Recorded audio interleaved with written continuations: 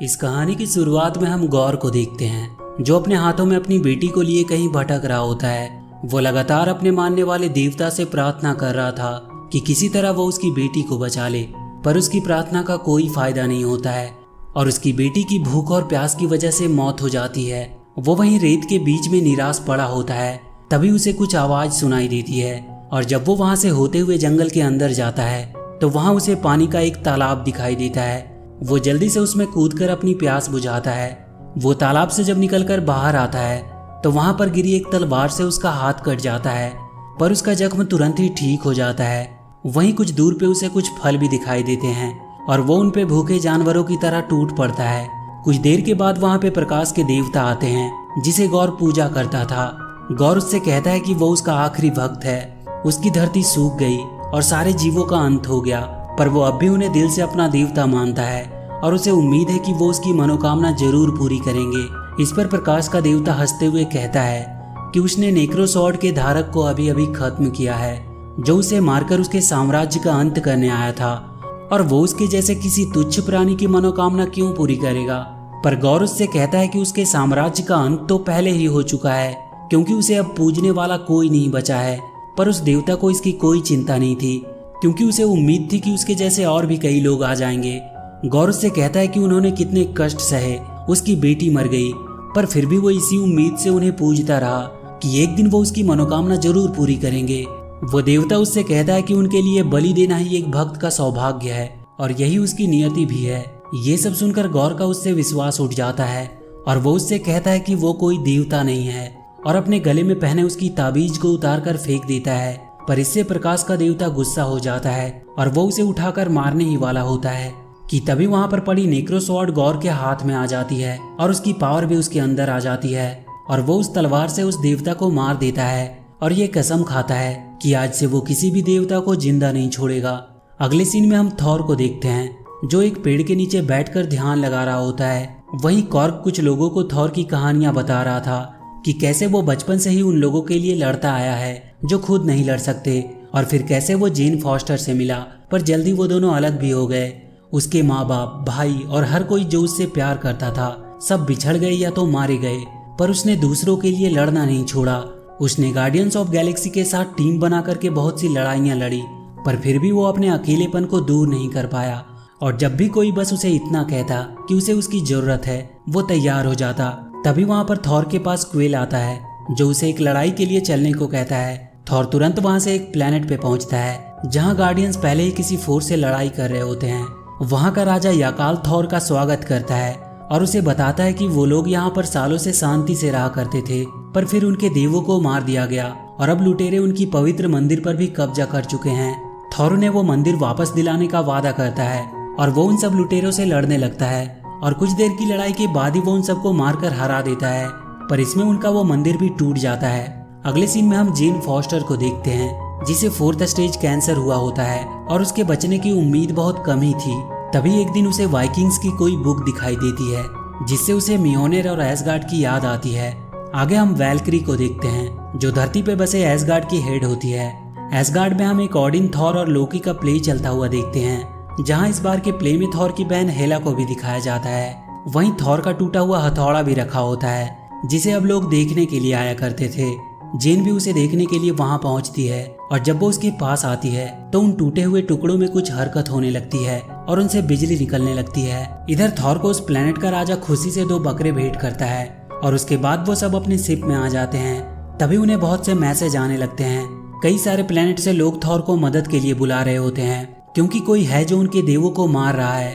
तभी थॉर की एक दोस्त शिप भी उसे मदद के लिए बुला रही थी। थॉर तुरंत अपने शिप को स्टार्ट करके वहां से चलने को कहता है, पर क्वेल उससे कहता है कि वो अलग अलग जाएंगे तो ज्यादा अच्छा रहेगा क्योंकि बहुत से लोग मदद मांग रहे होते हैं।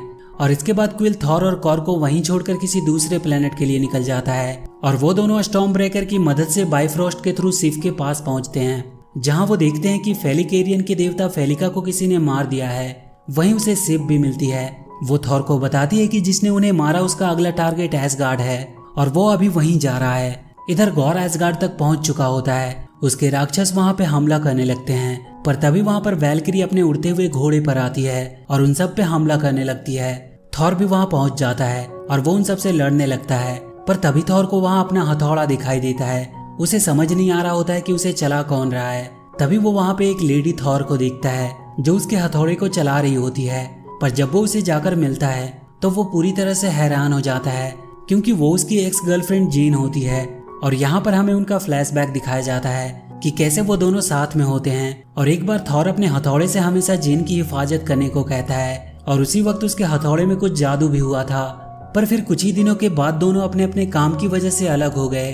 अब वापस से कहानी प्रेजेंट में आती है और वो फिर से उन क्रिएचर से लड़ने लगते हैं। तभी थॉर को वहाँ पे गौर दिखाई देता है। वो तुरंत उसकी तरफ बढ़ता है और फिर उन दोनों के बीच लड़ाई शुरू हो जाती है। थॉर देखता है कि उसके पास नेक्रो स्वॉर्ड है और वो उससे उसका स्टॉर्म ब्रेकर छीनना चाहता है, पर थॉर उसे उठाकर वहाँ से दूर फेंक देता है। गौर उन सबको वहाँ पे एक साथ देखकर वहाँ से भाग जाता है, पर वो अब वहाँ के बच्चों को किडनैप करके ले जा रहा होता है। जेन और थॉर उन्हें बचाने की कोशिश करते हैं, पर वो उनके हाथ नहीं लगता है। अगले दिन उन सभी लोग जिनके बच्चे गायब हुए थे, वैल्किरी उनकी रिपोर्ट लेने लगती है।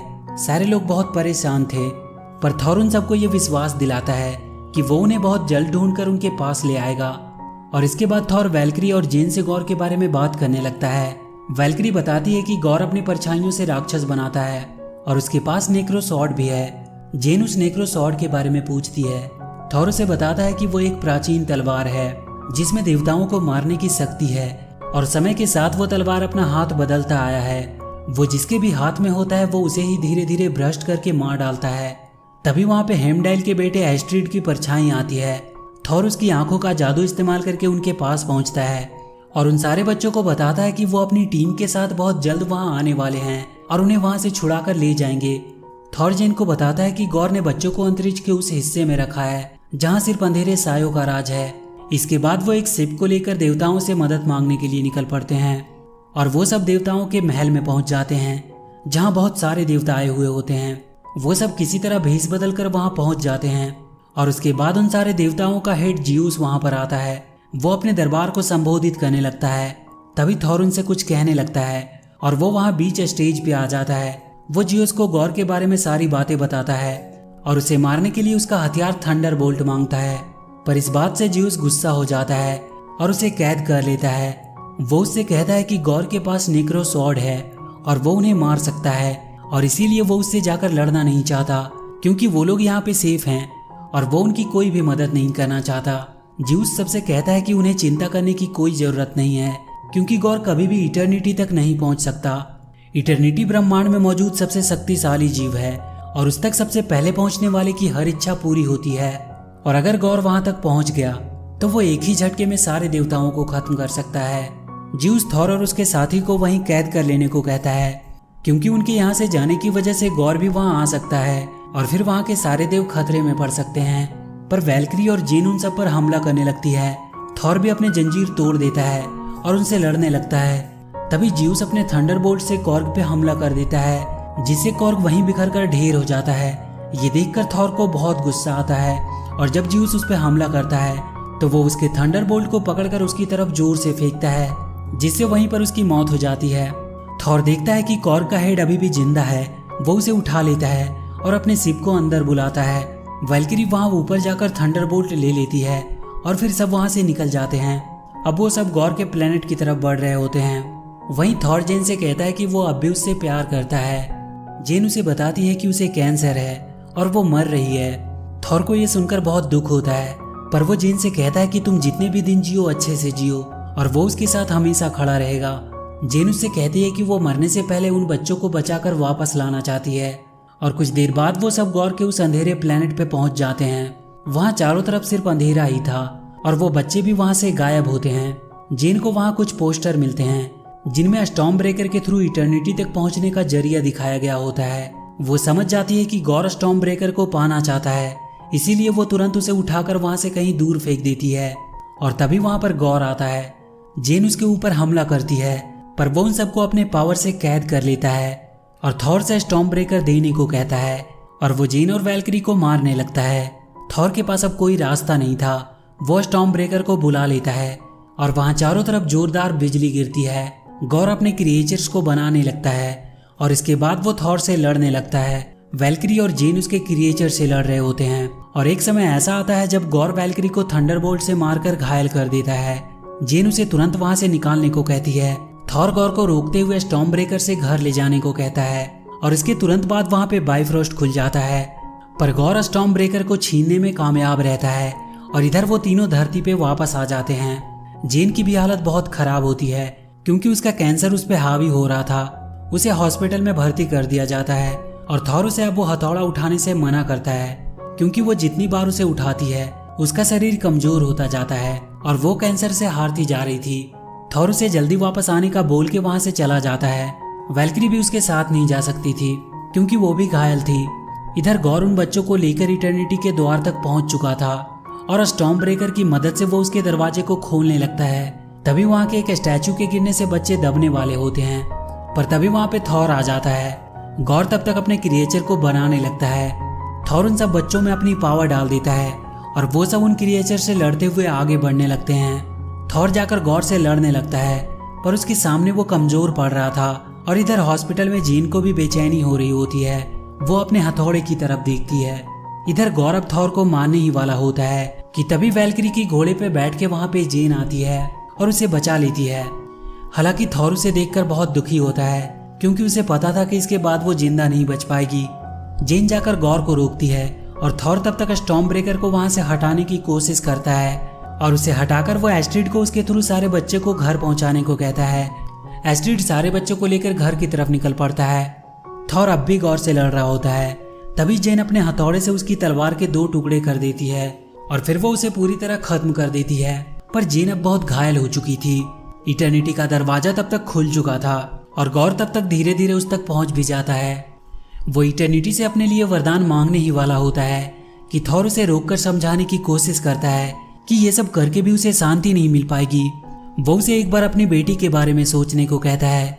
वो कहता है कि क्या वो नहीं चाहता कि वो वापस उसके पास आ जाए। ये बोलकर थॉर घायल पड़ी जेन के पास आ जाता है क्योंकि अब वो मर रही होती है। गौर भी अपनी बेटी को याद करके रोने लगता है। वो थॉर से कहता है कि वो मर रहा है और अगर उसकी बेटी फिर से जिंदा भी हो गई तो उसका ख्याल कौन रखेगा। जेन उससे कहते हैं कि थॉर उसकी देखभाल करेगा और इसके बाद गौर इटर्निटी से अपनी बेटी को वापस मांग लेता है और अपनी बेटी की गोद में ही अपना दम तोड़ देता है। जेन भी मरने से पहले थॉर को अपनी लाइफ खुल के जीने को कहती है और उस बच्ची का देखभाल करने को कहती है। इसके बाद हम उन सारे बच्चों को अपने माँ बाप से मिलते हुए देखते हैं और वैल्किरी उन सबको लड़ने की ट्रेनिंग दे रही होती है। थॉर को अब जीने का मकसद मिल चुका था और वो गौर की बेटी का अच्छे से ख्याल रख रहा होता है। गौर की बेटी में भी सुपर पावर्स होती है और वो भी थॉर के साथ मिलकर उन लोगों के लिए लड़ने लगी जो खुद के लिए नहीं लड़ सकते। और लास्ट में हमें दिखाया जाता है कि जियोस अभी तक मरा नहीं था। वो कह रहा होता है कि पहले लोग उनसे डरते थे और अपने लिए रहम की भीख मांगते थे जब वो आकाश की तरफ देखते थे, ये सोचे बिना कि वो सुन भी रहे हैं या नहीं। पर आज जब वो लोग ऊपर आकाश में देखते हैं तो वो सुपर हीरोज को देखना चाहते हैं। देवता तो जैसे उनके लिए मजाक बन गए हैं, पर अब उन्हें फिर से भय का एहसास होगा जब थॉर आसमान से नीचे गिरेगा। वो अपने बेटे हरक्यूलिस को ऐसा करने का ऑर्डर देता है और इसी के साथ ये मूवी यहीं पर खत्म हो जाती है। तो वीडियो अगर अच्छी लगी हो तो please do like and share the video and please subscribe to my channel and press that bell icon.